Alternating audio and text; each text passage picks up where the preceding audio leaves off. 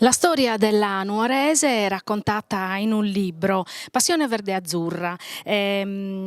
1930 al 2016 davvero tutta la storia della nuorese, con giocatori, allenatori, partite, risultati, tutto quello insomma che c'è da sapere sulla nuorese, sulla sua storia, sui suoi giocatori e soprattutto anche ben documentata da articoli di giornale, insomma, quindi diciamo che chi vuole conoscere davvero la storia di questa squadra deve leggere assolutamente questo libro. L'autore Mario Nurkis ci racconta com'è che ha deciso di raccontare questa lunga storia. Allora, l'idea mi è venuta, non è venuta a me veramente,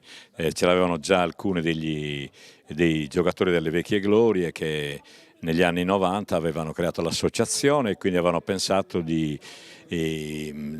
fare un libro come aveva fatto già credo Carbonia per documentare tutto ciò che era stata la storia della Nuorese.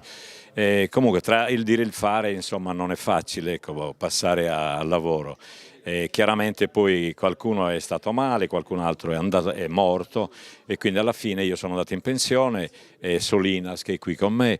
in un pranzo di famiglia mi ha chiesto, dice, perché non fai la storia di questa nuorese, insomma, di 80 anni di glorie passate, di alti e bassi, però insomma sarebbe una cosa importante, anche perché la nuorese pare che dopo il Cagliari in Sardegna sia la squadra più seguita, ecco. Tra l'altro è possibile vedere la mostra oggi venerdì fino alle 13 e domani sabato fino alle 13 in occasione proprio della presentazione del libro, per cui tutti i nuoresi e non anche, insomma, vengano qui alla Biblioteca Sata, all'auditorium della Biblioteca Sata per, diciamo così, conoscere un po' di questa storia.